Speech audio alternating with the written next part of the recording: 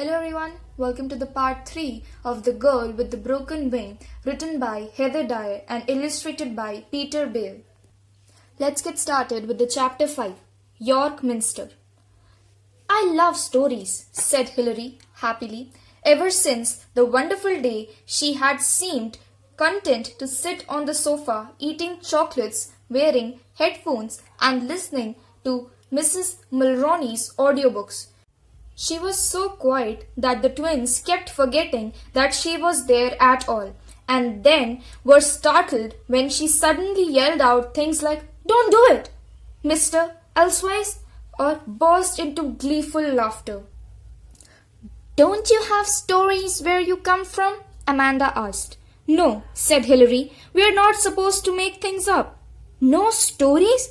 The twins looked at Hilary inquisitively. "What's it like there?" asked James. Wherever it is you've come from." "Boring." "But you must do something." Hilary thought a while.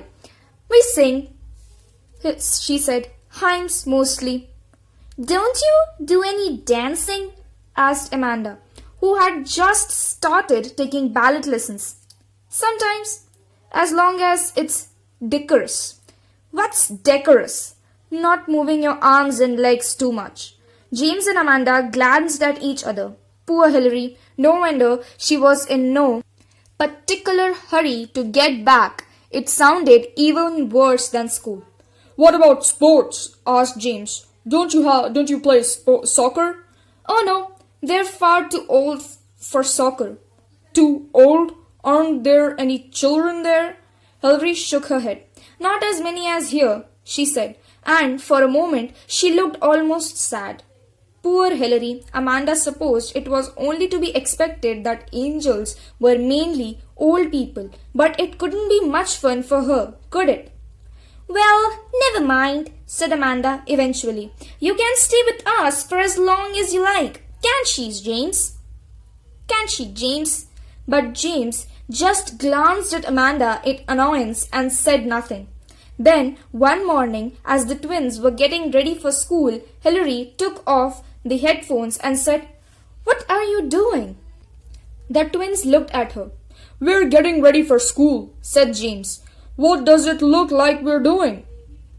"You don't normally take a water bottle," said Hilary, whose sharp eyes had missed nothing. "Or wear your weekend shoes." "All right," admitted James. "We're not going to school. We're going on a field trip." "You're going on a field trip?" "It's not in a field," explained James. "We're going to York Minster, a cathedral. It's our project and we're taking the train." "Do they tell stories at York Minster?" "No," said James. "They don't. And even if they did, you still can't come. Not after last time." "I won't ask questions," said Hilary. "They'll never know I'm there." "They take a head count," said James. "He's right," said Amanda. "They do." Hilary begged and pleaded, but the twins remained firm, and by the time they left to catch the train, Hilary was sulking on the sofa with her headphones on and wouldn't even say goodbye. "I hope she'll be all right," said Amanda. "She'll be fine," said James. The train picked up speed and the twins looked out onto the back of the unfamiliar houses, gardens growing right up to the railway line, ramshackle sheds and overgrown banks of binned wheat. With its white trumpet flowers, gradually the town thinned out and they were passing fields and telegraph poles. Lickety-split went the wheels on the train. All of a sudden, James grabbed Amanda's arms. "Ow!" said Amanda. "What?" James pointed. High above the train and a little way behind, a dark speck was following. It was too big for a bird, too slow for a plane. It looked like a giant hawk or one of those flying monkeys from the Wizard of Oz. "It can't be," said Amanda. But it was. "She'll never keep up," said James. "It's miles to York." They watched grimly, but Hilary seemed to be gaining on the train and dropping lower at the same time, so they could see her legs kicking like a person swimming the crawl, and her white dress billowing around her knees. She was carrying a bundle in her arms. "Your duffel coat," said James. Fortunately, no one else in the train seemed to have noticed her. They were too busy squabbling over their lunches. Hilary flew lower and lower until the twins lost sight of her behind the train. "To the back!" said Amanda. They jumped up and ran shakily down the aisle, feeling like they were running the wrong way on a conveyor belt with the countryside flashing past in the opposite direction. In the very last car, there was a window in the door. The tracks stretched behind them, empty, and so was the sky. "Where did she go?" In response, there was a sudden thunk on the roof of the car. Then the slap of sandaled feet running down the train. "She's on the roof," said James. Chapter 6. The Little Monk. When the train pulled into York, Mrs. Stock gathered everyone together on the platform. 33, she said, counting heads. "Good, follow me. Miss Evans will bring up the rear." The twins looked around for Hilary, but she was nowhere to be seen. The roof of the train was clear, and they could see no brown duffel coat among the crowds. "Have you two forgotten something?" asked Miss Evans. "No," said James, and they hurried to catch up with the others. There was a guide waiting to meet them outside the west door of the cathedral. "I am Mr. Moffat," he said. He wore a brown suit and was bald on top with little white tufts of hair over his ears like a koala bear. "Keep together, everyone, and remember, shh." He pressed a finger to his lips. It was a dim and shady inside York Minster. Like a great cave with the slanted light coming into through the high stained glass windows, Mr. Moffat led the class through the nave, past rows of wooden pews, and waited while everyone gathered around. "If you look to your left," said Mr. Moffat, "you will see the organ with its 5,300 pipes." Everyone looked left and saw the organ. "And if you look to your right," he continued, "you will see the crypt. Here lies the tomb of Saint Augustus, also known as Little Monk, due to his small stature. He was famous for his bell ringing." Everyone looked right and saw a room with low ceilings and pillars of stone where the bell-ringing monk rested, but Amanda was tugging at James' sleeve. "Look over there," she whispered. James looked. Standing with a group of Japanese tourists admiring the angels in a stained glass window was a small brown duffel-coated figure. "Keep up, please," said Mr. Moffat. The twins hurried up with the rest of the class, and when they looked back again, Hilary was gone. "Gather around, everyone," said Mr. Moffat. "Here we have the rose window. The rose window commemorates the—" He stopped suddenly. "Excuse me," he said sharply. "You, there." And he pointed. Everyone turned to look. Standing on tiptoe at the back of the group was a girl in an oversized brown duffel coat. "Are you with us?" Hilary looked around. "Who? Me?" "Yes, you. Where's your group?" "She's not one of ours," said Mrs. Stoke. "Shouldn't she be in school?" said Miss Evans. Everyone stared at Hilary, everyone except James, who was pretending to be interested in something on the ceiling. "Well, I'm sorry, but you can't join this tour." "I was only listening." "No listening allowed," said Mr. Moffat firmly, "unless you're with the group." "But I'm waiting," sang Mr. Moffat, ignoring the question.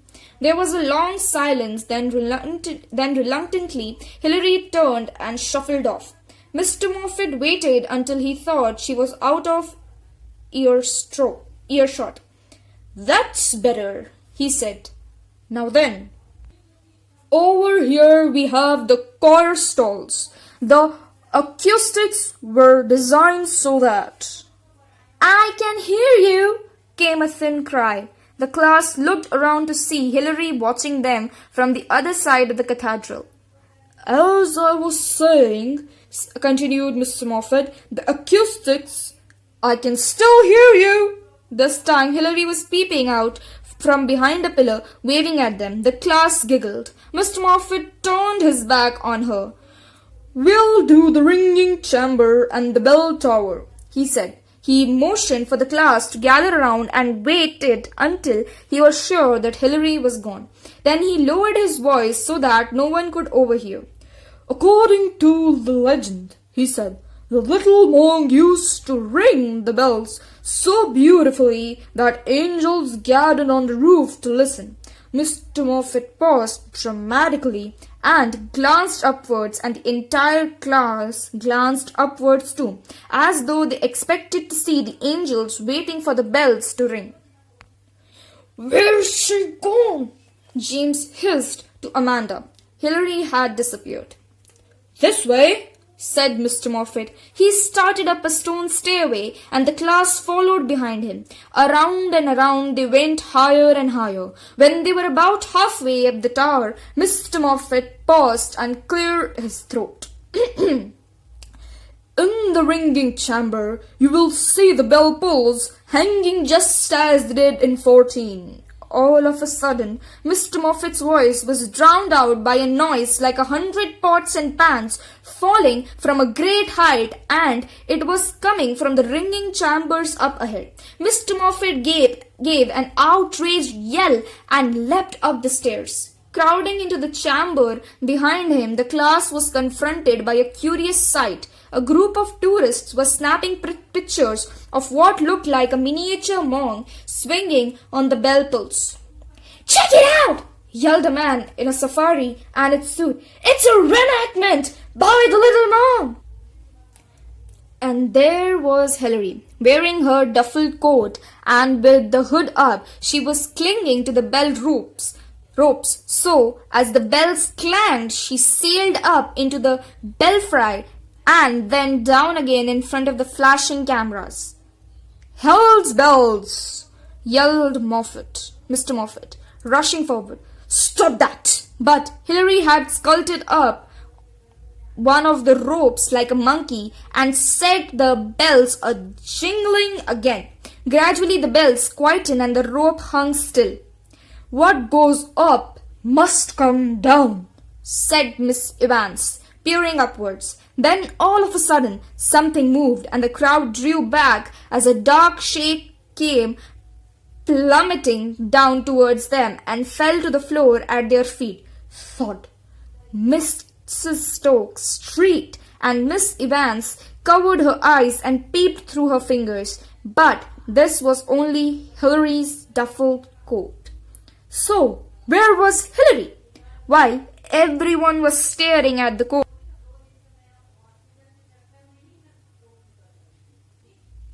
there came a sudden downrush of wind, and they all looked up just in time to see something swooping down towards them. Hilary flew straight over the balcony and into the cathedral, and then, like an angel in socks and sandals, she circled high above the astonished upturned faces. Once, twice around she went, and then she dived straight down with her white dress snapping and cracking around her calves. People below screamed and took cover between the pews, but Hilary shot straight out through the west door and disappeared. There was a moment's silence, and then everyone began talking loudly. When no one was looking, Amanda picked up Hilary's duffel coat and stuffed it into her backpack. Soon the police arrived. They said they suspected that the little monk stunted with some sort of student prank, and everyone had to be question before they could leave. So the class missed the early train and their dinner, and James never did get to draw the tomb of the Saint Augustus for his class project, all because of Hilary. "What did she think she was doing?" he said. "I thought she had a broken wing." "She doesn't like being left behind," Amanda told him. James just grunted. He didn't say another word all the way home. It was 8 o'clock by the time they got back, and they found Hilary sleeping soundly on the sofa as if she never left. "Wake up," said James, shaking her by the shoulder. "Ow," said Hilary. "Mind my wing." Then she turned over and fell asleep again. "Oh, nothing," snapped James. "There's nothing wrong with that wing. Isn't it time you went home?"